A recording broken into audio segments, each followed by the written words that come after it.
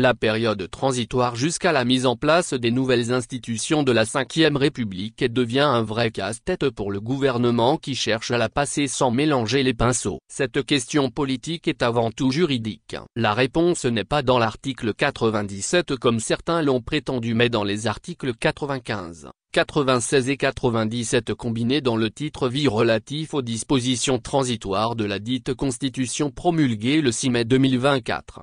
Article 95 prévoit ceci: les institutions de la République prévues par la présente Constitution sont mises en place dans un délai n'excédant pas 12 mois à compter de son entrée en vigueur.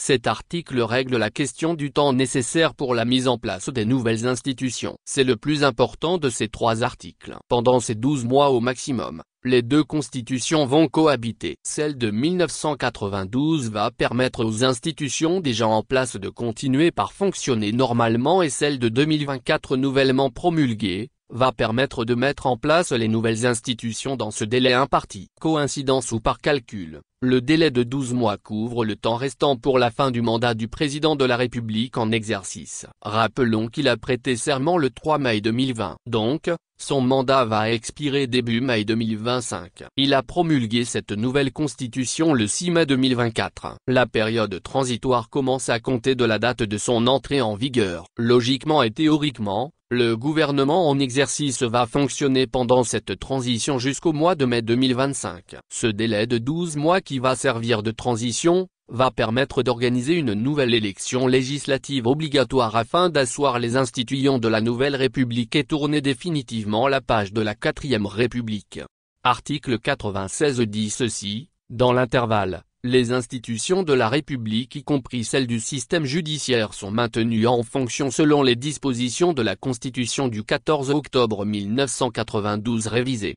L'intervalle dont on parle ici est la période de la transition de 12 mois prévue dans l'article 95 précité. Cela veut dire que la Constitution de 1992 reste en vigueur pendant toute la transition pour faire fonctionner les institutions en place. Dans son alinéa 2 de cet article 96, il est précisé clairement que le mandat des membres de l'Assemblée nationale en fonction expire le jour de la première réunion des membres de l'Assemblée nationale.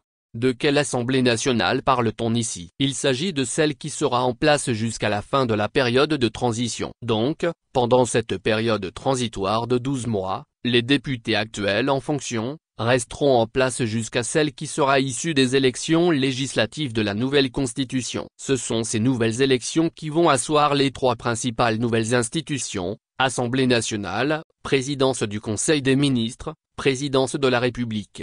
Pour ce qui concerne l'article 97 de la dite Constitution, il règle la question des pouvoirs du président actuel de la République en exercice. Ce dernier reste en fonction jusqu'à l'entrée en fonction du président du Conseil des ministres et du président de la République. C'est pourquoi une autre élection législative doit être organisée dans ce délai de 12 mois. C'est inévitable et c'est incontournable. C'est de cela que seront issues les deux hautes autorités de l'État. Si les élections législatives du 29 avril 2024 étaient convoquées et organisées postérieurement à la date d'entrée en vigueur de la nouvelle Constitution après sa promulgation le 6 mai 2024, il n'y aurait plus une autre élection. Mais comme tout s'est déroulé antérieurement à la date de son entrée en vigueur, cette nouvelle Constitution va prendre seulement le relais après les nouvelles élections législatives pendant le temps de transition. Donc, j'invite le gouvernement de la période de transition à mettre déjà dans son agenda de 2025 l'organisation de ces élections législatives qui doivent avoir lieu dans ce délai de 12 mois à la place des élections présidentielles de 2025. Pour conclure, je pose une seule question de bon sens. Pourquoi n'avait-on pas attendre l'entrée en vigueur de cette nouvelle Constitution pour organiser les élections législatives et régionales du 29 avril 2024? Si ces élections étaient faites après l'entrée en vigueur de la nouvelle Constitution, aucun problème juridique ne se serait posé. Cela éviterait de refaire une autre élection. Mais qu'on veuille ou pas, une autre élection s'impose d'elle-même. C'est une question de droit et de pure logique. Ceux qui ont la mémoire courte et soutiennent que cette législature du 29 avril 2024 va permettre d'asseoir le président du Conseil des ministres et le président de la République issu de la nouvelle Constitution alors que tout était fait sous la Constitution de 1992, Je vais leur rappeler ici le principe de la non-rétroactivité et du bon sens. Dans quel article de la nouvelle Constitution il est dit que de ces élections du 29 avril 2024 vont sortir le président du Conseil des ministres et le président de la République? Quel article prévoit cette rétroactivité? J'ai acheté le journal officiel. En plus,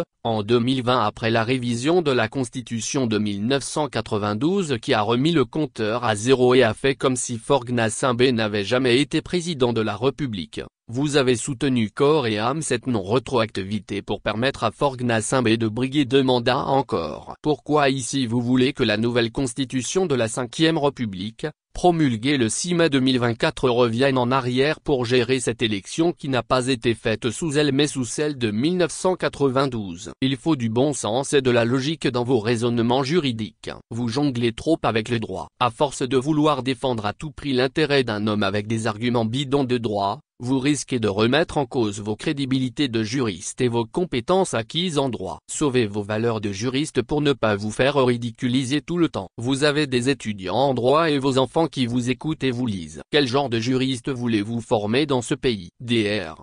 Christian Speaker, président de l'association Germanie IBAC.